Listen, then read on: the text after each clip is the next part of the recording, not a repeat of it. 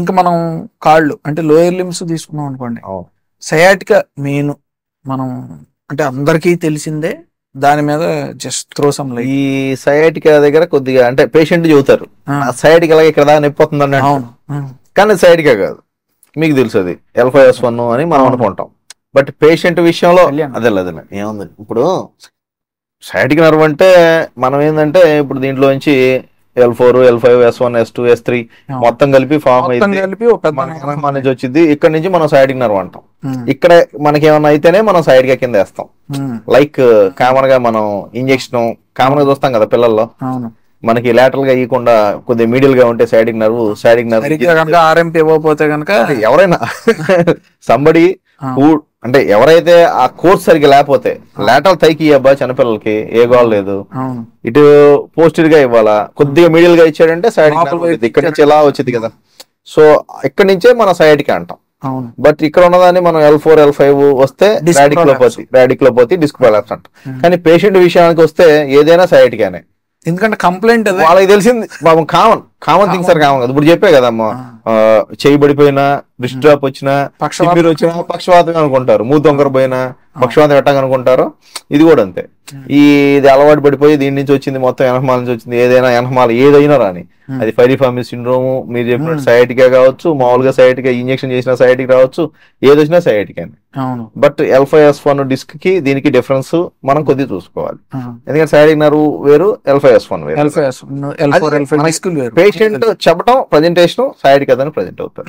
అంటే వాళ్ళు చెప్పడం నా ఇదిగోండి సార్ ఇక్కడ నుంచి జిమ్ అని వస్తుంది, ఒకటే షూటింగ్ పెయిన్ అంటే వాళ్ళకి హిస్టరీలో అదే చెబుతారు కదా. ఏదన్నా ఒక ట్రామా అంటే ఒక బరువు ఎత్తారా అంతే, లేదంటే నొడిని ఏమైనా ఉందా, ఇవన్నీ చూస్తే కొంచెం పైనుంచి వస్తుందని అనుకుంటాం. అంతే, లేదు ఓన్లీ కాల్ వరకే చెప్తున్నారని అంటే కనుక కింద నుంచి ఏదన్నా మనకి వస్తుందని అనుకుంటాం. ఎందుకంటే ఇందులో చాలా మందిలో మిస్ అయ్యేది పైరిఫార్మిస్ సిండ్రోమ్ కూడా మిస్ అవుతా ఉంటాం. ఫిమేల్స్ లో ఎక్కువ చూస్తూ ఉంటాం ఈ పైరిఫార్మిస్ లు కామన్ గా. అంటే ఇక్కడ ఈ గ్రేటర్ సయాటిక్ నాచ్ ఈ నర్వ్ ఇక్కడ ఉంటది కదా, ఇక్కడ పైరిఫార్మిస్ అనే మజిల్ ఉంటది. ఇది చాలా వరకు మనం మిస్ అవుతా ఉంటాం పేషెంట్లు కూడా. అంటే మనం ఎందుకంటే ఈ స్పైన్ ఎంఆర్ఐ తీయించేసుకుంటారు, స్పైన్ ఎక్స్రేలు తీయించేసుకుంటారు, కాకపోతే ఇక్కడ మిస్ అయిపోతాం.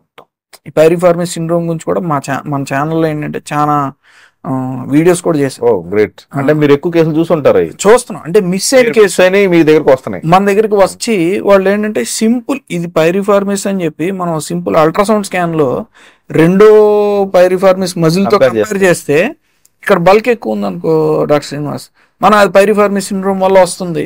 సింపుల్ ఇంజెక్షన్ మీరు చూసిన పైరిఫార్మిస్ వాళ్ళకి ఎందుకు ఎక్కువ బల్క్ ఎక్కువగా ఉంటుంది వీళ్ళకన్నా, అంటే వాళ్ళు ఏ యాక్టివిటీ ఎవరికి ఎక్కువ సస్పెక్ట్ చేయాలి అంటే జనరల్లీ మేము చూసేది ఏంటంటే మేల్స్ లో ఈ పర్స్ అది పెట్టుకుంటారు కదా, పర్స్ అది బ్యాక్ బాగా హెవీ పర్సెస్ అయ్యి పెట్టుకుని దాని తర్వాత ఎక్కువ కూర్చుని ఉండి పని చేసేవాళ్ళు, ఆఫీస్ జాబ్స్, ఈ సాఫ్ట్వేర్ ఎంప్లాయీస్, వర్క్ ఫ్రమ్ హోమ్లు, వాళ్ళకి చూస్తున్నాం.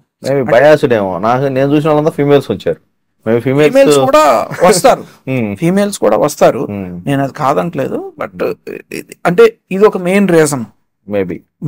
అయితే ఏంటంటే డయాగ్నోసిస్ కరెక్ట్ గా ఉంటే కనుక సింపుల్ ఎక్స్రే మిషన్ లో చూసి ఇంజెక్షన్ ఇస్తే ఇస్తారు, స్టెరాయిడ్ ఇంజెక్షన్ పైరిఫార్మిస్ మజిల్ లోకి ఇచ్చేస్తారు, తగ్గించేస్తారు.